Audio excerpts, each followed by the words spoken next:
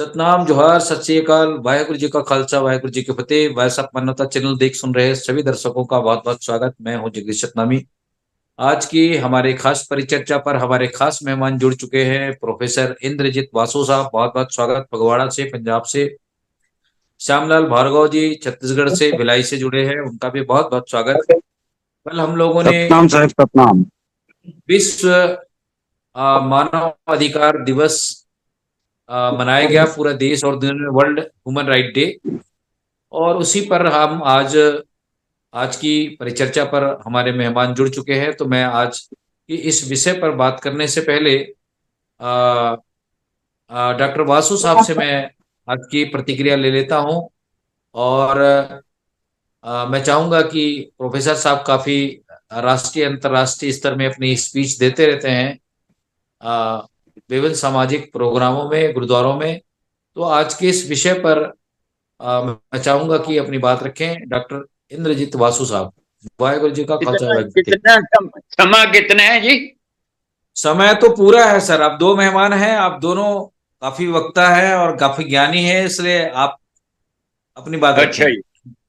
जी। ऐसा है कि जो मनुष्य अधिकार जो दिवस मनाया जाता है, ये बहुत इम्पोर्टेंट सब्जेक्ट है, क्योंकि मनुष्य जीवन के साथ ये संबंधित है। और जो मनुष्य का संसार है, ये संघर्षों का संसार है। जी इथे जो हर तकड़ा जो मनुष्य है, पावरफुल मनुष्य है, वो दूसरे को दबाउंदा है। ये मनुष्य का कोई सुभाव है। ਇਹਦੀ ਮਨੁੱਖ ਦੀ ਬਣਤਰ ਜਿਹੜੀ ਹੈ, ਇਹਦੇ ਅੰਦਰ ਇੱਕ ਤਾਂ ਲੋਅਰ ਸੈਲਫ ਹੈ, एक हायर सेल्फ है। ਜਿਹੜਾ लोअर सेल्फ है, उसमें काम, क्रोध, लोभ, मोह, अहंकार पैदा होते हैं। और मनुष्य जो ये 5 विकार हैं, यही मनुष्खी दूजे मनुखों ਨੂੰ दबाਉਣ ਦਾ ਕਾਰਨ ਨੇ। और गुरबाणी में यह भी आता है कि हौमे रोग मानुख को दीना। परमात्मा ने मनुख ਨੂੰ हौमे ਦਾ रोग आप दिता है। और मनुख ਨੂੰ 5 विकार घेरी रखते हैं। देखो, कुदरत के अंदर कई जीवां च एक एक औगण है, एक एक बदी है। जैसे मिर्ग, मीन, भृंग, पतंग, कुंचर, एक दोख विनाश। गुरु रविदास जी ने फरमाया, जो मिर्ग हिरन है, उसको कान रस का रोग है। वो संगीत गंडेड़ा बजाते हैं, वो कंडेड़े की आवाज में फंस जाता है। जो मीन मच्छी है, वो छोगे के लालच में जाल में फंस जाती है। जो भृंग है, पतंगा, जो वो भौरा है, वो वासना में, वो फूल की वासना लेता है, तो फूल शाम को बंद हो जाता है। वो भौरा वासना के लिए मारा जाता है। और जो पतंगा है, वो आग दी लाट नूं वेख के, पतंगे में दृष्टि का रोग है, वो आग दी लाट दे उत्ते सड़ जाता है। और कुंचर जो हाथी है, वो काम रस का मारा हुआ, वो एक कागज की हथनी बना देते हैं। वो कागज की हथनी पर वो काम में आकर वो फंस जाता है। तो ये जो जीव हैं कुदरत के, एक एक औगण से मारे जाते हैं। गुरु रविदास कहते हैं, 5 रोग असाध जामे ताकि के तकास। ਜਿਹੜਾ ਮਨੁੱਖ ਹੈ, ਇਹਦੇ ਚ 5 रोग ने। इस करके ਇਹਦਾ हाल बहुत बुरा है। ਇਹ ਜਿਹੜੀਆਂ 5 ਵਾਸ਼ਨਾਵਾਂ ਨਾ, ਇਹ ਮਨੁੱਖ ਨੂੰ ਬਲਾਤਕਾਰੀ ਬਣਾਉਂਦੀਆਂ, ਮਨੁੱਖ ਨੂੰ ਭ੍ਰਿਸ਼ਟਾਚਾਰੀ ਬਣਾਉਂਦੀਆਂ, ਕੁਕਰਮੀ, ਅਖਿਰਤ ਘਣਤਾ ਦਾ शिकार ਹੁੰਦਾ, दुष्ट बनता, हरामखोर बनता है। एक भाई गुरदास हुए हैं सिख धर्म के व्याख्याकार, उन्होंने 20 डिफेक्ट्स गिने हैं, 20 औगण हैं। हों अपराधी गुनागार, हों बेमुख मंदा, चोर यार जुहार हूं पर घर जो हंदा, निंदक दुष्ट हराम खोर, ठग देश ठगंदा, काम क्रोध मद लोभ मोह अहंकार करंदा, विश्वास का थी अकिरत कण, मैं को ना रखंदा, सिमर मुरीदा ढाडियां सतगुर बख्शंदा। ਇਹ ਪੰਜ ਵਿਕਾਰਾਂ ਤੋਂ 20 ਔਗਣ ਬੰਦੇ ਚਾਹੁੰਦੇ ਨੇ। ਕਿਤੇ ਚੋਰੀਆਂ ਕਰਦਾ, ਯਾਰੀਆਂ ਕਰਦਾ, ਠੱਗੀਆਂ ਕਰਦਾ, ਕਾਮ ਵਾਸ਼ਨਾ ਚਾਹੁੰਦਾ ਹੈ ਤੇ ਆਪਣੇ ਸਬੰਧ ਹੋਰਨਾਂ ਨਾਲ ਬਣਾਉਂਦਾ। ਇਹ ਮਨੁੱਖ ਜਿਹੜਾ ਹੈ, ਕਈ ਵਾਰੀ ਜਿਹੜੇ ਜਿਹੜੇ ਜੰਗਬਾਜ਼ ਨੇ, ਹੁਣ ਜੰਗਬਾਜ਼ ਹਰ ਵੇਲੇ ਹਮਲੇ ਕਰਦੇ ਹੀ ਰਹਿੰਦੇ ਨੇ। ਤੁਸੀਂ ਦੇਖ ਲਓ ਦੁਨੀਆ ਦੇ ਅੰਦਰ रूस यूक्रेन की जंग हो रही है, इधर गाजा पट्टी जंग हो रही है। ये जिहड़े जंगबाज हुंदे ने, ये भी बहुत ही मनुख नूं जी नहीं देंदे। मेन तो साडा अधिकार है जीने का, ये बम लिया के मार देते हैं और जीने नहीं देते, और कितनी कितनी करोड़ों की बिल्डिंग राख हो जाती है। जब गुरु नानक थे उस टाइम बाबर आया था हिंदुस्तान में, उसने बाबर ने आके कत्लेआम किया और गुरु नानक ने उसको बोला, पाप की जंजिल है काबलो ताया, जोड़ी मंगे दान वे लालो। तू काबल तो आ गया है पाप दी बरात जान के, और तू असे साडे हिंदुस्तान दे हुसन नूं लड़कियां नूं रोल दिता है, और तू उन्हां दियां ਜਿਹੜੀਆਂ ਗਲੇ ਦੀਆਂ ਮਾਲਾ ਤੋੜ ਦਿੱਤੀਆਂ ਹਨ, ਤੁਮ ਉਹਨਾਂ ਦੇ ਗਲੇ 'ਚ ਰੱਸੀਆਂ ਪਾ ਦਿੱਤੀਆਂ ਹਨ। ਜਿਨ ਸਿਰ ਸੋਹਣ ਪੱਟੀਆਂ, ਜਿਨ੍ਹਾਂ ਦੇ ਸਿਰਾਂ ਤੇ ਵਾਲ ਪੱਟੀਆਂ ਵਾਹੀਆਂ ਹੋਈਆਂ ਸੀ, मांगी पाए संधूर, मांगो में संधूर था। जिन सिर सोहन पट्टियां मांगी पाए संधूर, सिर सिर काती मुनियन, गल विचावे धूड़, महला अंदर होंदियां हुण बहन न मिलन दूर। ਉਹ ਜਿਹੜੇ ਸਿਰ ਦੇ ਵਾਲ ਸੀ ਕੈਂਚੀਆਂ ਨਾਲ ਮੁੰਨ ਦਿੱਤੇ ਗਏ, ਮਹਿਲਾਂ ਚੋਂ ਕੱਢ ਕੇ ਉਹਨਾਂ ਨੂੰ ਸੜਕਾਂ ਤੇ ਘਸੀਟਿਆ ਗਿਆ।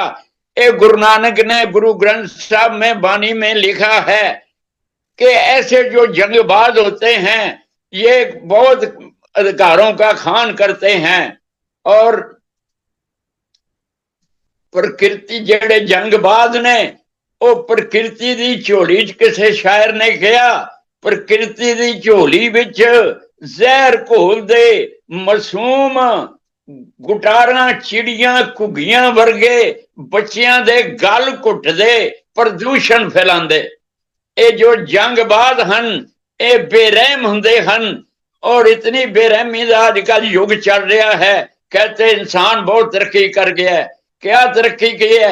इसका स्पिरिचुअल डेवलपमेंट जो है वो जीरो है, मानवता का दर्द नहीं है, बेरहमी है। आप देख रहे हैं जो हुक्मरान, एक तो जंगबाज हैं, एक जंगबाज आके हुक्मरान बन जाते हैं। गुरु नानक ने कहा कि गुरु नानक साहब ने कहा, घर घर मियाँ सबना जिया।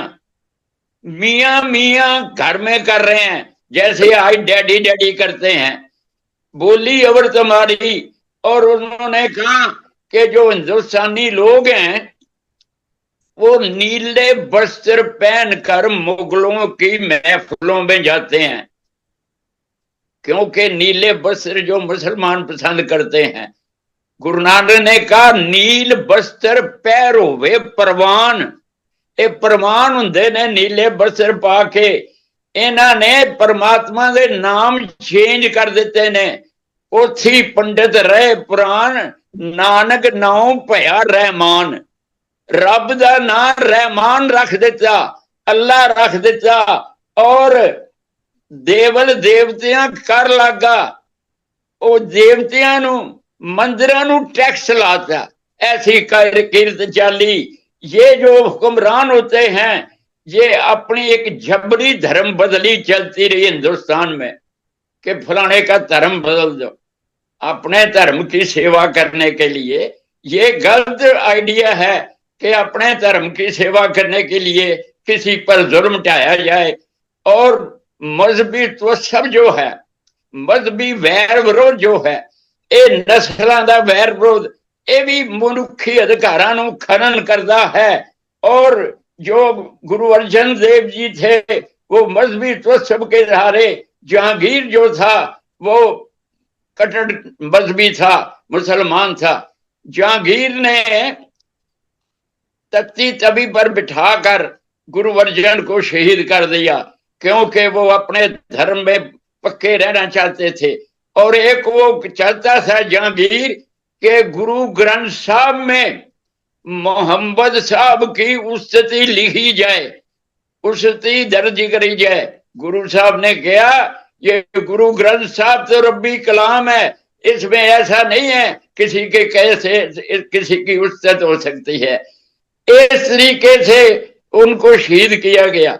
और गुरु तेग बहादुर साहब, आप जानते हैं कि उन्होंने पंडितों के लिए, हिंदू पंडितों के लिए और ब्राह्मण जाति के लिए और हिंदुस्तानी कल्चर को बचाने के लिए, तिलक जंजू के लिए उन्होंने अपना आप कत्ल करवा दिया था। और उनके बेटे जो थे गोविंद राय, उन्होंने अपनी कलम से लिखा, तिलक जंजू राखा प्रभ ताका, कीनो बड़ो कलू में साका। मेरे पिता ने कालयुग विच एक साका कीता है कि तिलक ते जंजू दी रखिया कीती है। ठीकर फोड़ दलीर सिर, अपने शरीर दा पंज तत्वां दा ठीकरा दिल्ली दे जाके औरंगजेब दे सिर ते भन्निया जाके अपना ठीकरा जिहड़ा है अपना शरीर वार दिता। और प्रभुरखिया प्यान, तेग बहादुर सी क्रिया करी न किन्हुआन। किसी ने ऐसी क्रिया नहीं की, क्योंकि अपने धर्म को बचाने के लिए तो सारे शहीद होते हैं, मगर दूसरे धर्म के, हिंदू धर्म को बचाने के लिए गुरु तेग बहादुर ने एक मानव अधिकार के लिए शहीदी दी। गुरु तेग बहादुर ने ये सिद्ध किया कि कोई भी किसी तरीके अपनी धार्मिक मान मर्यादा करे, किसी को कोई हक नहीं उसमें दखल दे। हर कोई आजाद है, हिंदू मंदिर आजाद ने, वो आरतियां होण, उथे उथे छेने बजन, किसी नू की अख्तियार है, किसी नू की दोष है।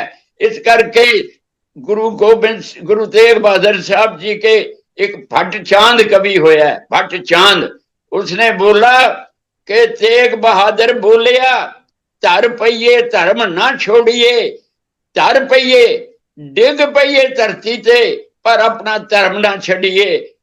इस तरह गुरु साहब ने मानवी आजादी दी मुढ़ले अधिकारां लई, समानता लई, स्वतंत्रता लई शहीदी दी। और गुरु गोबिंद सिंह जी ने सारा सर्वंस वार दिया।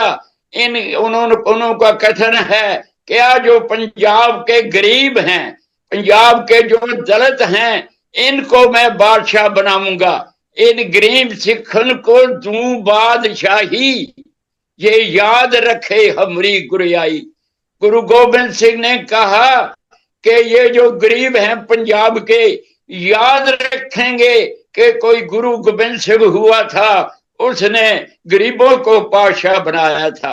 और 5 जो प्यारे थे, जो 5 प्यारे चुने गए थे, उसमें एक नाई था, एक छींबा था, एक चीर था, एक जट था, एक खत्री था।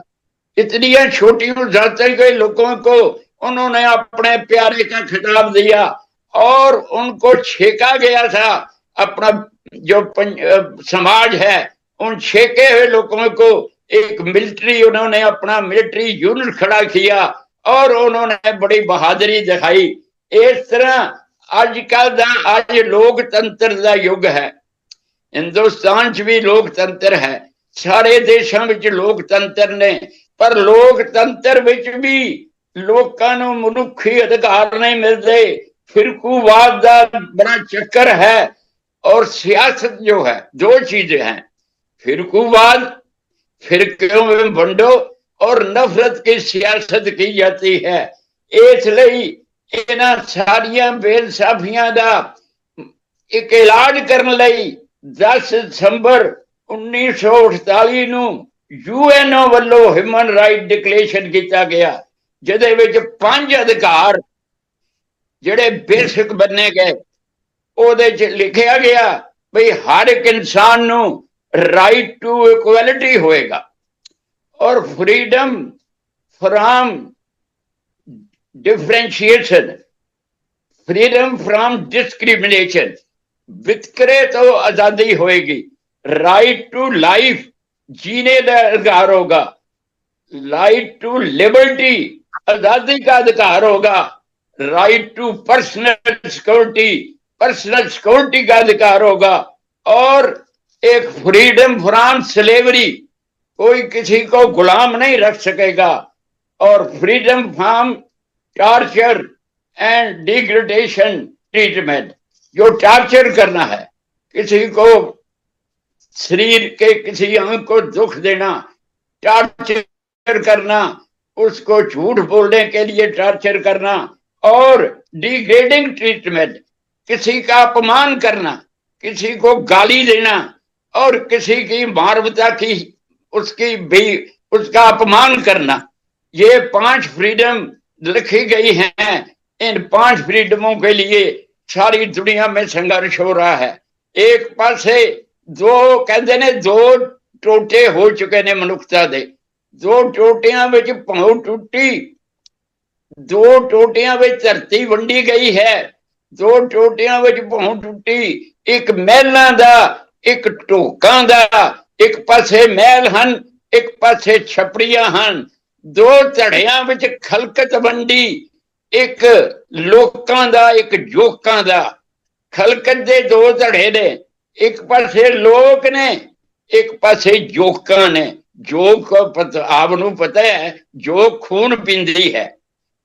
अज 2 धड़े ने, एक लोकां दा धड़ा है, एक जोकां दा धड़ा है, एक उन्हां दे खून पीने लोग ने।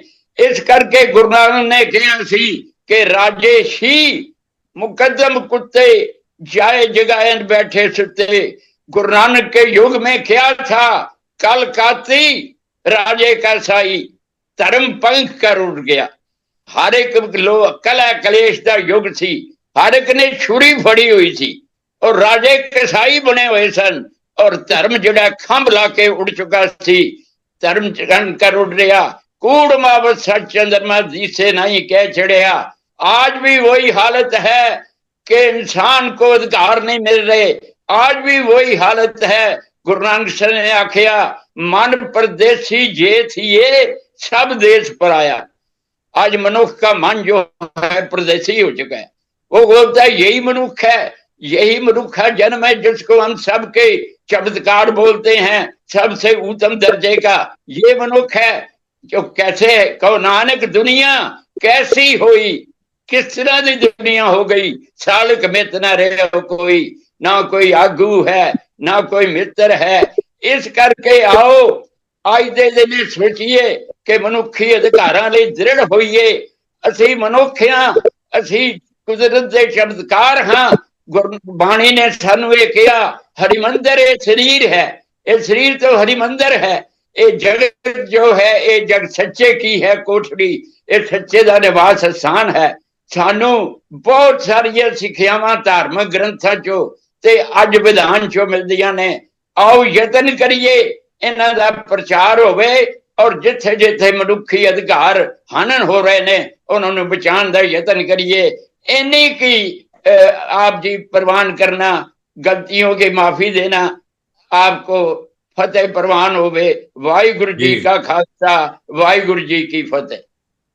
फतेह सर, बहुत शुक्रिया। डॉक्टर वासु साहब आप हमारे साथ बने रहे। हमारे बीच में श्यामलाल भार्गव साहब है।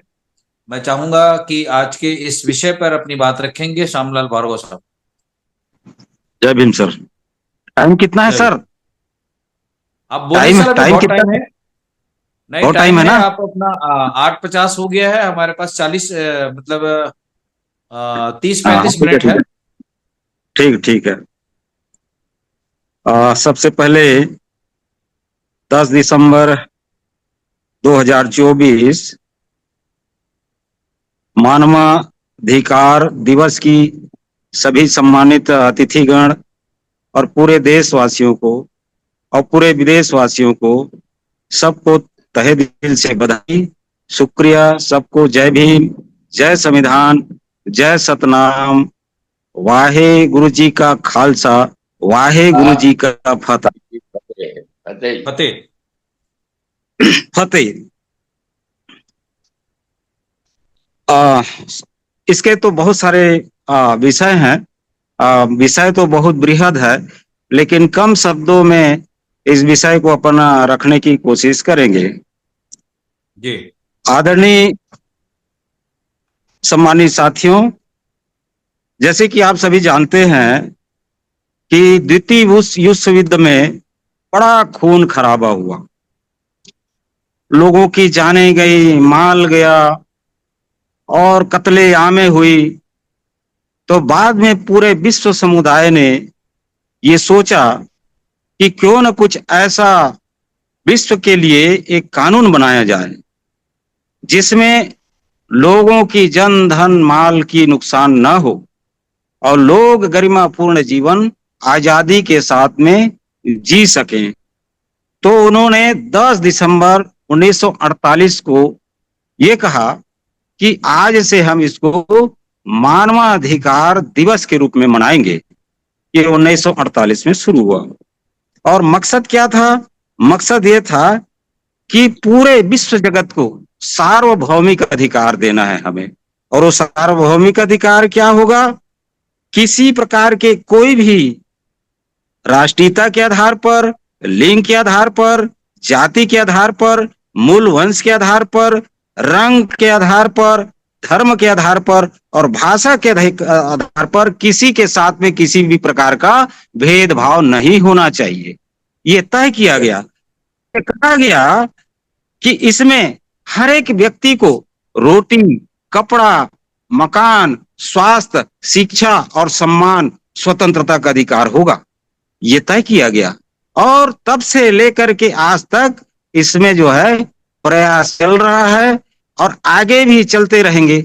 लेकिन इसके पीछे के इतिहास को हमें जानना बहुत जरूरी है। ये दिन, इतने दिनों की बाद, ब्रह्मांड की उत्पत्ति तो बहुत पहले से हो चुका है, बाद में पृथ्वी की उत्पत्ति हुई। पृथ्वी की उत्पत्ति के इतने दिनों के बाद ये इस स्टेज पर हम लोग कैसे पहुंचे, जरा से साइंटिफिक तरीके से इसको भी हमें समझने की जरूरत है और देश की जनता को बताने की जरूरत है, पूरे विश्व समुदाय को बताने की जरूरत है। पहले तो ब्रह्मांड की रचना हुई, जैसे भी हुई हो, वैसे तो बिग बैंग की थ्योरी कहा जाता है, बिग बैंग से हुई करके। उसके बाद ब्रह्मांड की रचना के बाद 4.5 अरब साल पहले, आज से 4.5 अरब साल पहले पृथ्वी का निर्माण हुआ। और पृथ्वी का निर्माण हुआ तो पृथ्वी में पानी बने और पानी से गर्म लावा निकला और उस गर्म लावे और ठंडा पानी के ये से कार्बनिक पदार्थ से पहला जीव पैदा हुआ। ब्रह्मांड बना। ब्रह्मांड बनने के पहले तक नॉन लिविंग सेल था। लिविंग सेल पहला जीव बना, उसका नाम था अमीबा। अमीबा, हाँ, वो हम सबका गॉड फादर है, पूर्वज है।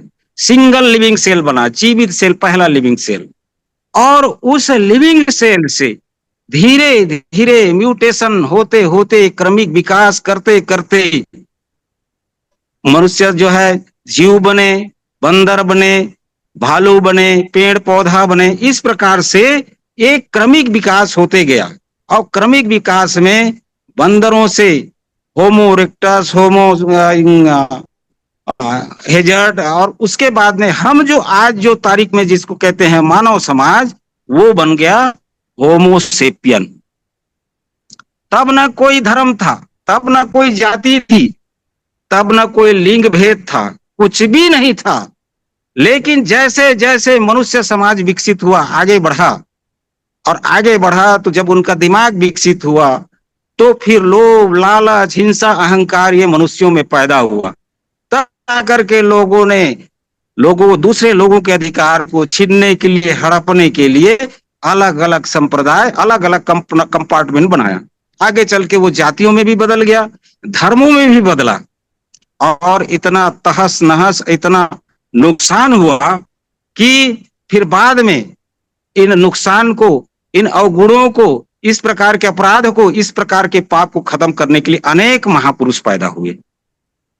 और उन महापुरुषों ने फिर कहना शुरू किया कि मानवता के हित में हमें काम करना चाहिए। अगर मानव को उत्तुंग शिखर पर पहुंचाना है, विकास की ओर ले जाना है, और मानव की आबादी को बढ़ाना है, और पूरे विश्व के को बचाना है, जंगल, पशु पक्षी, नदी नाले, पर्वत, ये तमाम चीजों को अगर बचाना है तो हमें मानवता की ओर पूरे विश्व को ले जाना होगा। तथागत बुद्ध ने अपने समय में 5 महत्वपूर्ण बात बताया था। पाणातिपाता वेरमणि शिक्षा पदम समाधियामि। प्राण हिंसा से विरत रहना है हमें, प्राण हिंसा नहीं करना है, बल्कि अगर कोई प्राण हिंसा करता है तो उसके विपरीत उसके लिए आप जो है एक ऐसा तैयारी करें कि वो भी प्राण हिंसा ना कर सके और हमें भी प्राण हिंसा ना करना पड़े। अदिन्न दाना वेरमणि शिक्षा पदम समाधियामि। तथागत बुद्ध ने कहा कि हमें ऐसा दान देना है कि समाज को जो है वो दान का फायदा हो। और वो दान कहां से अपने को लेना है? वो दान हमें लेना है अपने मेहनत के बल पे, अपने मेहनत के कमाई पे कमाना है। अदिन्न दाना, चोरी नहीं करना है, अपने मेहनत के कमाई पर कमाना है, और कमा करके पूरे समस्त मानव जगत, पूरे संसार के लिए कुछ जो है अपने को दान देना है, और दान के पैसे से समाज को आगे बढ़ाना है। उन्होंने ये भी कहा कि मनुष्य के अंदर में इतनी अपार शक्तियां हैं, अपरंपार शक्तियां हैं, मनुष्य चाहे तो कुछ भी कर सकता है।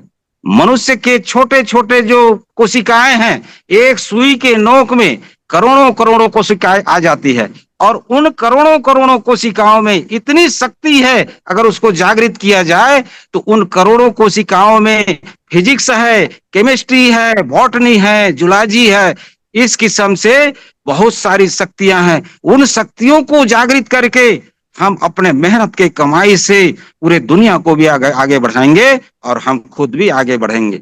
अदिन्न दाना वेरमणि शिक्षा पदम समाधियामि, ये तथागत बुद्ध ने कहा था।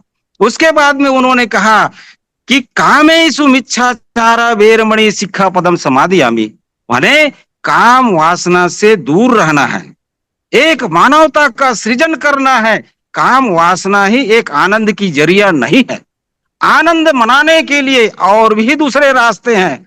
आनंद मनाने के लिए आप कोई सृजन का काम शुरू कर दीजिए, बढ़िया सृजनात्मक काम करिए, फिजिक्स पढ़िए, केमिस्ट्री पढ़िए, जो भी विभिन्न प्रकार के कलाएं हैं जो दुनिया में विकसित हो रहे हैं, उन कलाओं को आप सीखें और उधर आनंद के दिशा को बदलें।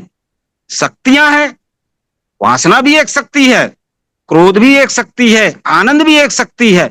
सिर्फ इतना है कि उस शक्ति के दिशा को डाइवर्ट करना है और कुछ नहीं करना है। अगर आप शक्ति के दिशा को आनंद की ओर ले गए तो दुनिया आनंदित हो जाएगा। इस शक्ति के दिशा को क्रोध की ओर अगर आप योग करते हैं तो दुनिया का विनाश संभव है। इसलिए तथागत बुद्ध ने कहा कि अपने शक्ति की दिशा को काम वासना से निकाल करके सृजन की ओर लेके जाना है।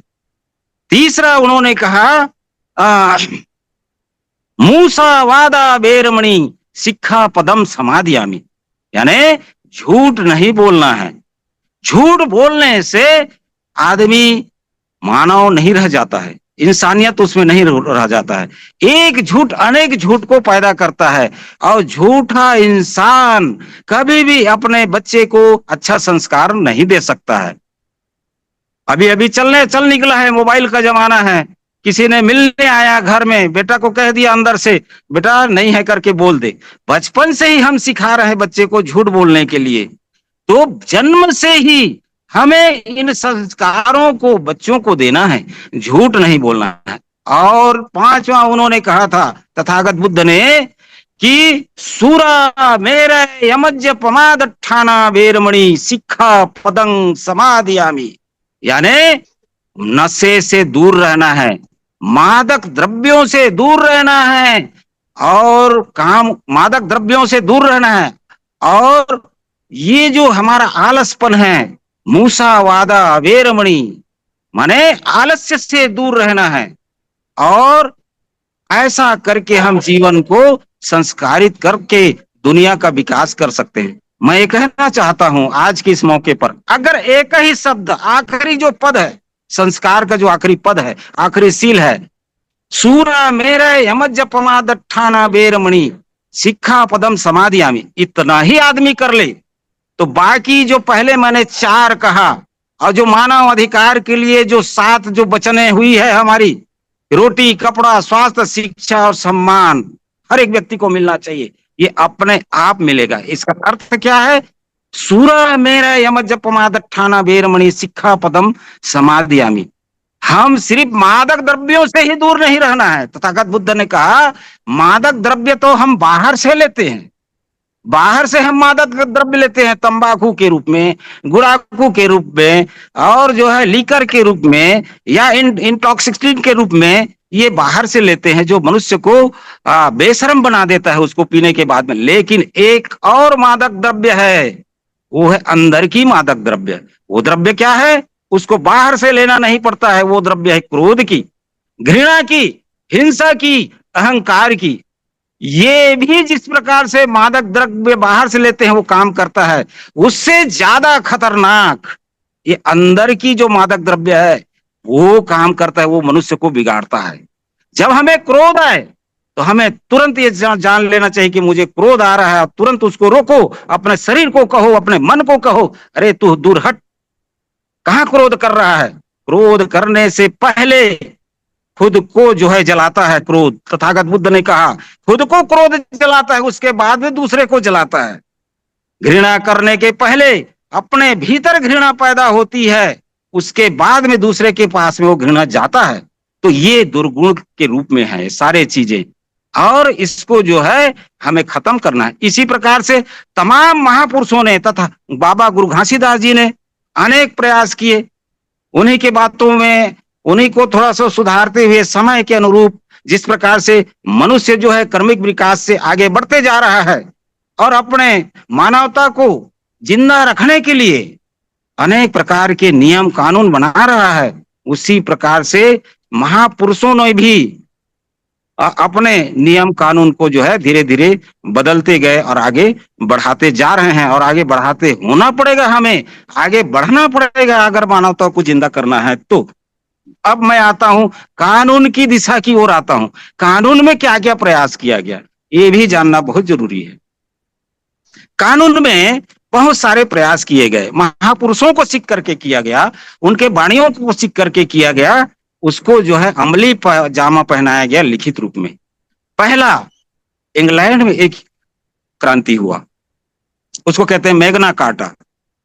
मैग्ना कार्टा के नाम से जाना जाता है, उसको हिंदी में कहते हैं महान अधिकार पत्र।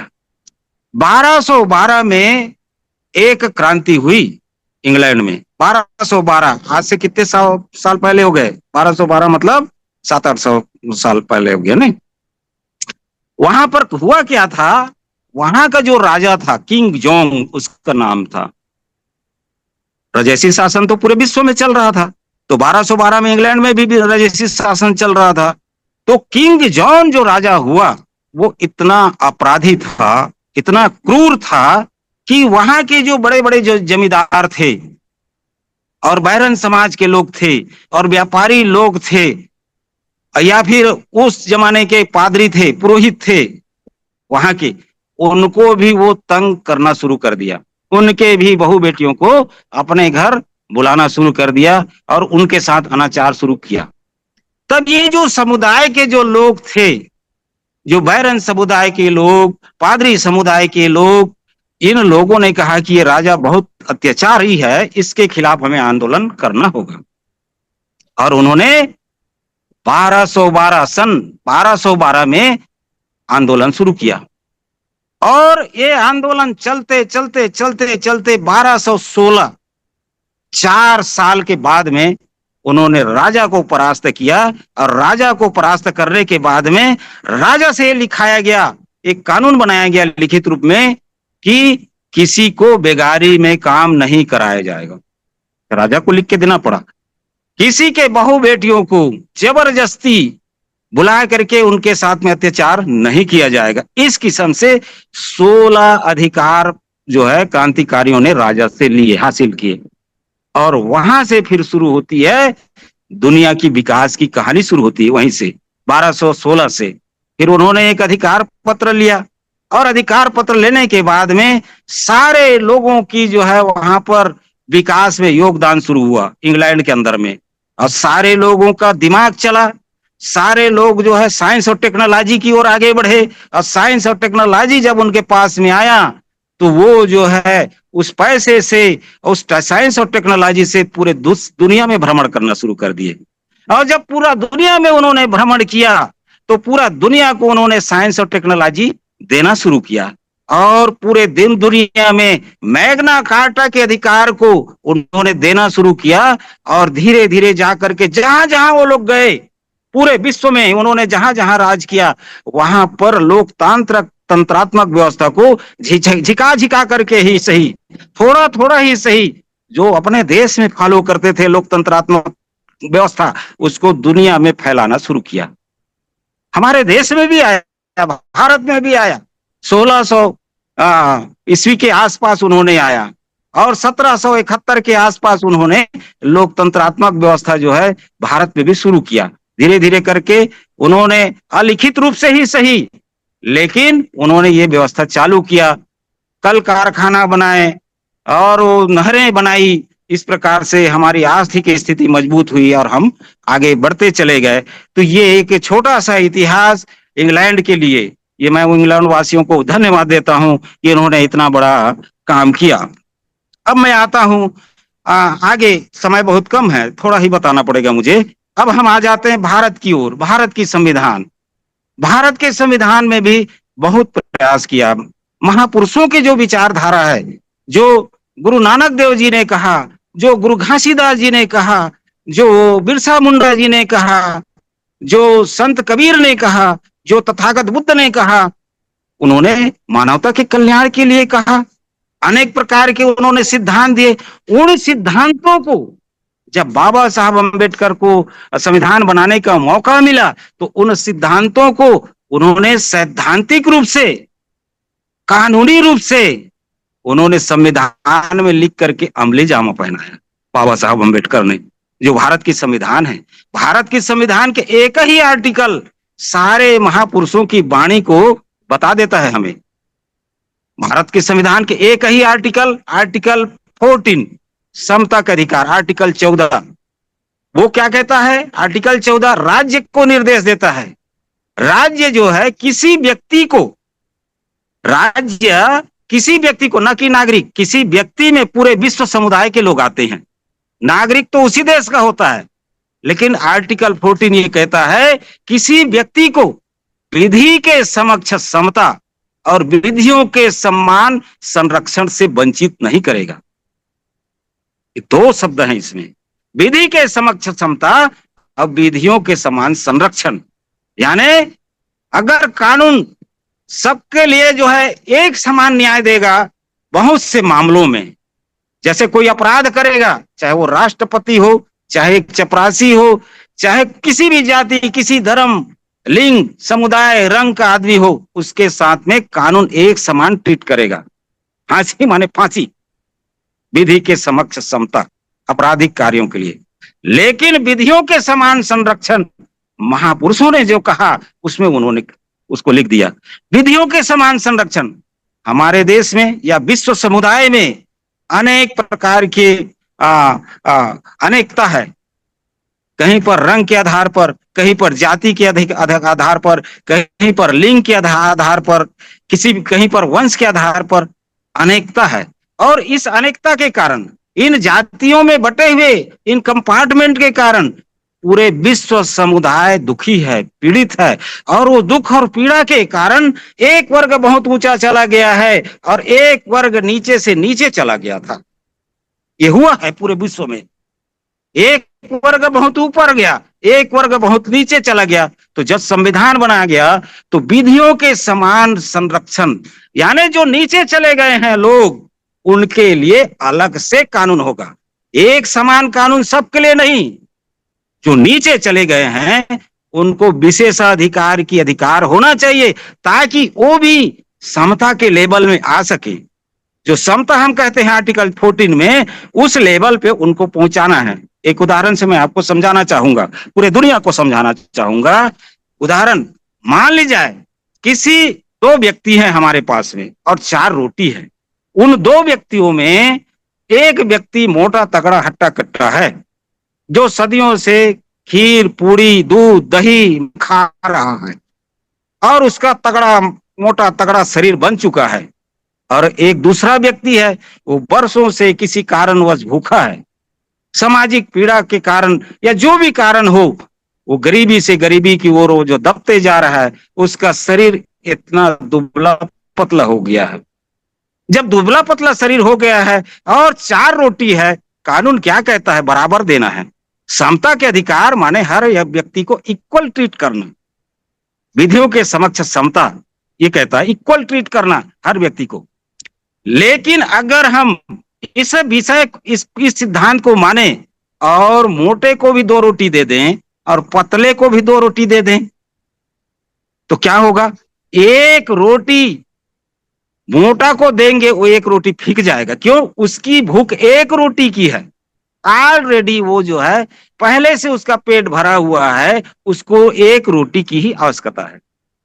और 2 रोटी पतले व्यक्ति को दे देंगे हम, तो उसकी भूख तो ज्यादा है, 2 रोटी में उसका पेट नहीं भरेगा, क्योंकि उसको ज्यादा रोटी की जरूरत है, 3 रोटी की जरूरत है।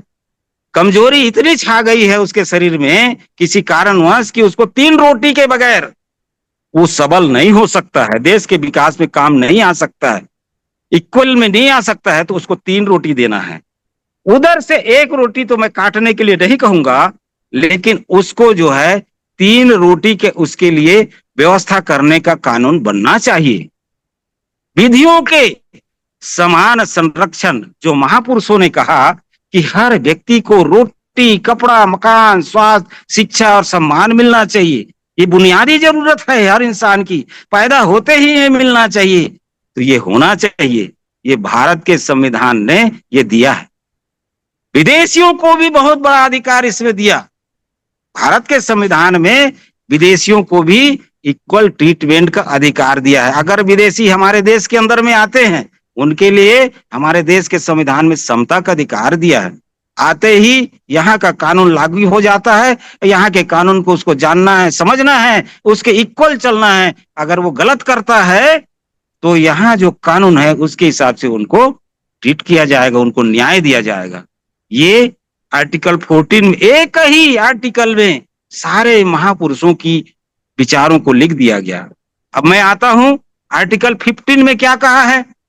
आर्टिकल 15 में जो विधियों के समान संरक्षण को फिर आर्टिकल 15 में लिखा गया, मौलिक अधिकार के रूप में। इंसान के लिए मौलिक अधिकार बहुत जरूरी है। आर्टिकल 15 क्या कहता है? धर्म मूल वन जाति लिंग और जन्म स्थान के आधार पर राज्य को निर्देश है, देश को निर्देश है, देश की सरकार को निर्देश है। राज्य कहने से देश आता है। देश को निर्देश है कि वो धर्म मूलवन जाति लिंग और जन्म स्थान के आधार पर किसी के साथ किसी भी प्रकार का भेदभाव नहीं करेगा। और देश की नागरिकों को भी कहा गया कि देश के नागरिकों के लिए कहा गया है कि धर्म मूलवन जाति लिंग और जन्म स्थान के आधार पर किसी भी व्यक्ति के साथ में किसी भी प्रकार का भेदभाव नहीं होना चाहिए। सार्वजनिक कुआं है, सार्वजनिक तालाब है, सड़कें हैं, स्नानागार है, धर्मशाला है, इसमें धर्म जाति मूलवंश लिंग और जन्म स्थान के आधार पर भेदभाव नहीं होना चाहिए। आर्टिकल 15 में लिखा गया। जो पहले महापुरुषों ने अपने वाणी से बोलते थे, लोगों ने नहीं माना, उन बातों को कानूनी अमली जामा पहनाया गया। और इसके बाद में आर्टिकल 16 में फिर क्या कहा गया? लोक व्यवस्था या लोक नियोजन के क्षेत्र में अवसर की समानता होगी।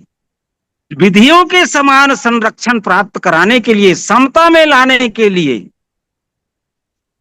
देश की जो लोक नियोजन के क्षेत्र में है, जो शासकीय नौकरियां हैं, आज तो प्राइवेट नौकरियों में भी जरूरत है, शासकीय नौकरियां तो लगभग खत्म हो गई है, आज भी समाज इक्वल नहीं हुआ है, उसमें उनको विशेषाधिकार, रिजर्वेशन देना है, ये हमें अधिकार दिया है आर्टिकल 16 में, यही तो महापुरुष कहते थे। और ये अधिकार लगभग पूरे विश्व में चल रहा है। आज बेरोजगारी इतनी बढ़ रही है, लोग जो है बेरोजगारी के लिए क्लेम करते हैं, बीमा क्लेम करते हैं, हर देश बीमा दे रहा है अभी बेरोजगारों के लिए। उनको चाहिए कि ज्यादा से ज्यादा रोजगार पैदा करें, लेकिन ये नहीं हो पा रहा है, नियत और नीति खराब होने के कारण, पूंजीवादी व्यवस्था बढ़ने के कारण ये नहीं हो पा रहा है, बल्कि उसके बदले में लोगों को नकारा बनाने के लिए वो जो है इसके लिए व्यवस्था कर दे रहे हैं कि आपको बेरोजगारी भत्ता मिलेगा। ये हर देश में चल रहा है, ये गलत हो रहा है। दूसरी तीसरी बात और मैं बताना चाहूंगा, इसी प्रकार से बहुत सारे जो है अधिकार हमें दिए गए हैं, स्वतंत्रता के अधिकार से लेके जो महापुरुषों ने कहा उन्हीं को दिया गया। और इसके बाद में सरकार को निर्देश दिया, गवर्नमेंट तो हम चुनते हैं, देश की जनता चुनता है, जहां भी लोकतंत्रात्मक व्यवस्था है वहां देश की जनता सरकार को चुनता है। पुराने जमाने में ऐसा अधिकार किसी के पास नहीं था। पुराने जमाने में क्या होता था, राजा का बेटा राजा, उसका बेटा राजा, फिर उसका बेटा राजा, वो रानी के पेट से राजा पैदा होता था। पीढ़ी दर पीढ़ी एक अधिकारी वो लोग बना के रखे थे।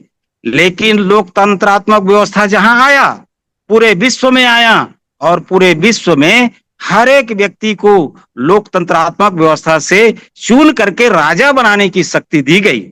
यानी एक व्यक्ति का एक वोट होगा और एक वोट का एक कीमत होगा, हर एक व्यक्ति का एक वोट और एक व्यक्ति का एक कीमत होगा। यानी हर व्यक्ति जो है अपने कीमत एक वोट दे करके सरकार जो है बना सकता है, और बना करके स्वयं भी उस सरकार के हिस्सेदारी में पार्टिसिपेट करके चुनाव लड़ करके देश की बागडोर संभाल सकता है। कुछ लिमिटेड समय दिए गए हैं, कहीं पर 3 साल का है, कहीं पर 5 साल है, हमारे देश में 5 साल है। और उस वोट के अधिकार के आधार पर आज हमने राजाशाही को खत्म कर दिया, और राजाशाही को खत्म करके लोकतंत्रात्मक व्यवस्था में राजा ही नहीं, मेहतर भी राजा बन रहा है। जो नीचे कास्ट के जो लोग थे, जो पीड़ित थे, जिनको तोड़ा गया था, जिनको मोड़ा गया था, जाति के आधार पर, धर्म के आधार पर नीचे ढकेला गया था, ऐसे समुदाय के लोग, ऐसे समाज के लोग भी आज सांसद, विधायक, मंत्री, प्रधानमंत्री और राष्ट्रपति बन रहे हैं। ये लोकतंत्रात्मक व्यवस्था, ये महापुरुषों की वाणियां हैं। महापुरुष भी यही चाहते थे और मानवाधिकार भी यही चाहता है। 1984 से 48 से लेकर के इसके लिए और बड़ा प्रयास किया जा रहा है। लेकिन दुर्भाग्य की बात है, मुझे दुर्भाग्य लगता है, कुछ लोग जो है मानवाधिकार के खिलाफ में बोलते रहते हैं। मैं सुनता हूं यहाँ पर कि मानवाधिकार से ऐसा हो जाएगा, वैसा हो जाएगा। अरे मैं वो मूर्खों को कहना चाहता हूं जो उसके खिलाफ में है, रोटी, कपड़ा, मकान, स्वास्थ्य, शिक्षा और सम्मान देने से क्या किसी का बिगड़ेगा? देश का विकास ही होगा, दुनिया के विकास ही होगा। अगर मुट्ठी भर लोगों के हाथ में कंट्रोल दे दोगे, देश की बागडोर दे दोगे, मुट्ठी भर लोग ही जो है फैसला लेंगे, मुट्ठी भर लोग ही आगे बढ़ेंगे, तो देश आगे नहीं बढ़ेगा। इसी पर एक बहुत अच्छा एक और उदाहरण देना चाहूंगा। हमारे एक बहुत महान समाज सुधारक हुए महात्मा ज्योतिबा फुले, मैं उनको भी नमन करता हूं आज के दिन पर। उन्होंने एक बहुत अच्छा उदाहरण पेश किया था। महात्मा फुले के बाद साहू जी महाराज, उन्होंने महात्मा फुले को गुरु बनाया, साहू जी महाराज ने, और उन्होंने महात्मा फुले के जो विचारधारा है उसको आगे बढ़ाने के लिए, मानवता को आगे बढ़ाने के लिए एक उदाहरण दिया अपने देश और काल में। वो क्या हुआ, जो नीचे कास्ट के लोग थे, SC, ST, OBC, राउत, तेली, नाई, धोबी, गुना, देवसिया, काची, कलार, माझी, मरार में लोग टूटे हुए थे, उनको उन्होंने रिजर्वेशन दे दिया अपने शासन काल में 1902 में। तो अपर कास्ट के जो लोग थे, जो परंपरावादी थे, उन लोग उसका विरोध शुरू कर दिए। अरे ये तो धर्म का नाश हो गया, बोले ये क्या कर रहा है। हमारा जो अधिकार है, जो सदियों से हम पढ़ाते लिखाते रहे लोगों को, हमारा अधिकार था नौकरी करने का, पढ़ाने का, शासन करने का, ये रिजर्वेशन दे रहा है। और बड़ा उसके खिलाफ आंदोलन हुआ। तो उन्होंने एक दिन कहा कि भाई आप आओ। मैंने ये क्यों दिया, लोगों को अधिकार क्यों दिया, ऊपर उठाने के लिए क्यों कोशिश किया, आप आओ मैं आपको समझाऊंगा। उन्होंने तिथि दिया, उस तिथि पे लोग आए जो विरोधी लोग थे, और उन सब को लेकर के राजा सीधा घुड़सार में लेके चले गए। उनके पास में घोड़ा था, उस जमाने में घोड़ा से ही सारा उनका ये चलता था, काम चलता था, आना है जाना है कहीं भी। तो घुड़सार में उन्होंने लेकर के दिया, बहुत सारे घोड़े बंधे हुए थे।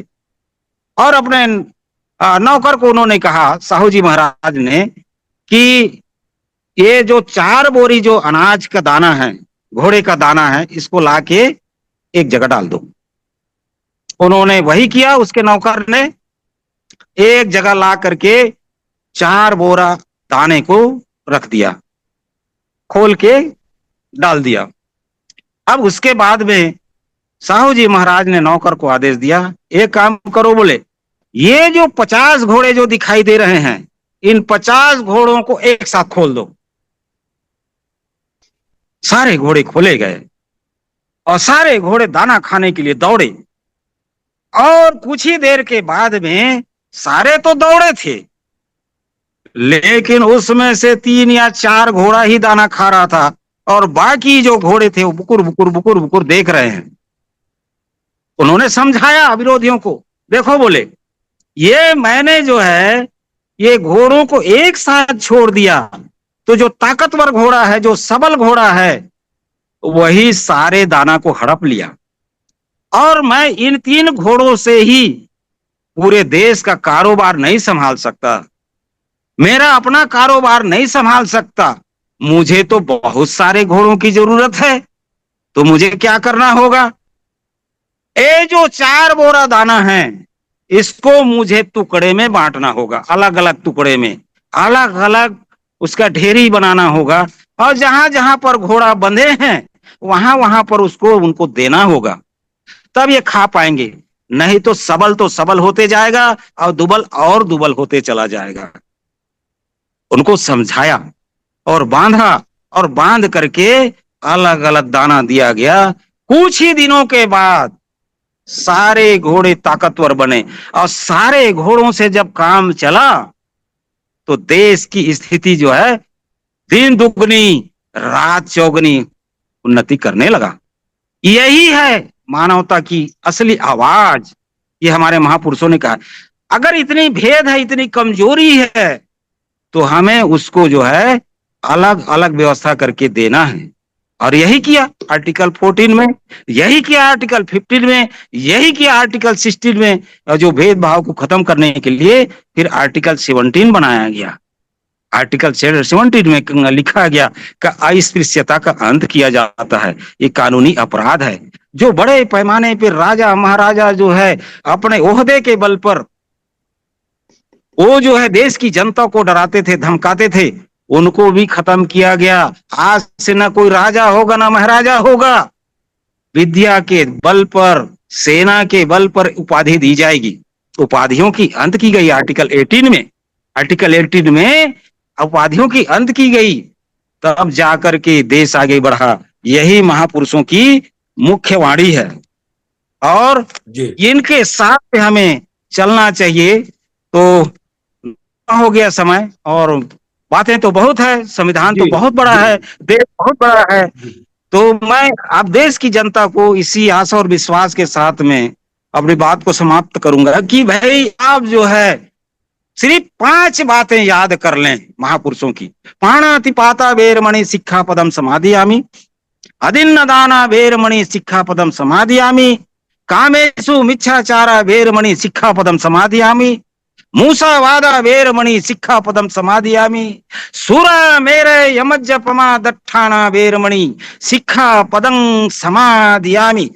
इतना ही याद कर लें तो देश जी का विकास होगा, क्योंकि भारत के संविधान में थोड़ी सी और हमें कर्तव्य भी दिया है। भारत के संविधान में खाली अधिकार भी नहीं दिए हैं, भारत के संविधान के आर्टिकल 51 में मौलिक कर्तव्य भी हैं, और मौलिक कर्तव्य में हमारी ये सारी बातें करने को कहा गया है, इसे हम करें। और इसी आशा के साथ में हम पूरे विश्व जगत की जो है आज मंगल कामना करते हैं। अब हमारे लिए शुभ दिन है, मानवाधिकार दिवस है।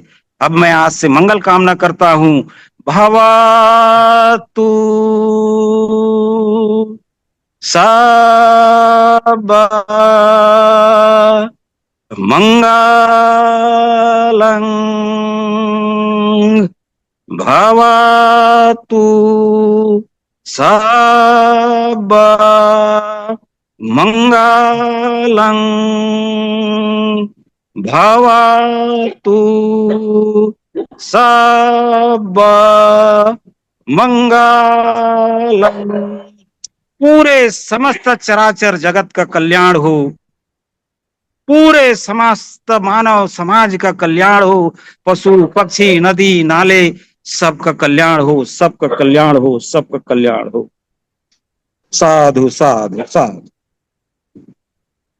कुर्रे जी। जी, बहुत शुक्रिया श्यामलाल भार्गव जी। मैं आज की इस परिचर्चा पर आपके जो सारगर्भित विचार है वो हमारे दर्शकों को आज की महत्वपूर्ण दिन पर जरूर पसंद आएगी। मैं आज के इस परिचर्चा को संक्षिप्त में बात रखने के लिए डॉक्टर वासु साहब से फिर से चाहूंगा कि आज के इस विषय पर संदर्भ में और सारांश में बात रखें। विश्व मानवाधिकार जो डे है उस पर हमारे देशवासियों को, आम जनता को, उसके बाद हम कार्यक्रम को समाप्त करेंगे। डॉक्टर वासु साहब। ऐसा जी, हम यही संदेश देना चाहते हैं सबको कि जो सिखों की जो अरदास है, रोज अरदास में ये कहा जाता है, नानक नाम चढ़दी कला तेरे भाने सरबत का भला। सारे संसार का भला माना जाता है। अव्वल अल्लाह, कभी अपना कबीर साहब ने फरमाया था, अव्वल अल्लाह नूर उपाया कुदरत के सब बंदे, एक नूर ते सब जग उपजया कौन भले को मंद है। गुरु नानक ने बताया था, जय जय देखा तै जोत तुम्हारी, तेरा रूप कनेहा इक्कत रूप फिरे परछन्ना कोई न किसी जया। एक रूप जो है परमात्मा का वही हर जगह फिर रहा है। इसलिए जो जब वो जैसे मंसूर कभी हुआ है, मंसूर ने कहा कि एक दिन रब के दिल में ख्याल आया कि मैं प्रकट हो जाऊं, मैं साकार हो जाऊं। तो रब ने क्या किया, कुछ विशेषताएं, कुछ रूप खूबियां इकट्ठी करी और मनुष्य बना दिया। रब जो गॉड है वो मनुष्य के रूप में प्रकट हो गया। इसलिए जो man is the symbol of God, आप जी ने अभी अभी जो लेक्चर सुना है, मनुष्य के पास कितनी शक्ति है, मनुष्य आगे बढ़ सकता है, काट खोज और ज्ञान कर सकता है, मनुष्य के पास इमेजिनेशन है, मनुष्य के पास आपकी आवाज नहीं आ रही ठीक से। ये मनुष्य जो है इतनी शक्तिशाली, वो परमात्मा का सिंबल बनाया गया है। इसलिए इसको परमात्मा जितना सम्मान सत्कार मिलना चाहिए, यही मैं कहना चाहूंगा जी। हाँ, मैं यही कहना चाहता हूं कि इंसान जो है वो कुदरत का चमत्कार है, सबसे ज्यादा कीमती है, अमूल्य है। इसकी जो जीवन है इसको बचाना चाहिए, क्योंकि इंसान जो है वो परमात्मा का रूप है।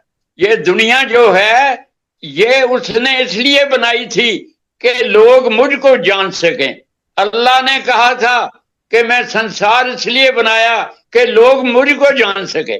सो इसलिए ये हमारा फर्ज है कि हम इस मनुष्य जो कि कुदरत का चमत्कार है, इसलिए सारा जो शक्तियां हैं, जो सारी एडमिनिस्ट्रेशनें हैं, जो सारा शासन प्रणाली हैं, इस मनुष्य की सुविधा के लिए हो, इसमें कोई भी दुखद इंसान ना हो, ये दुनिया बेगमपुरा बन जाए, ये दुनिया जो है हलेमी राज बन जाए और हम इसमें एक महाराजों की तरह, एक चमत्कार की तरह अपना जीवन बसर कर सके। धन्यवाद जी।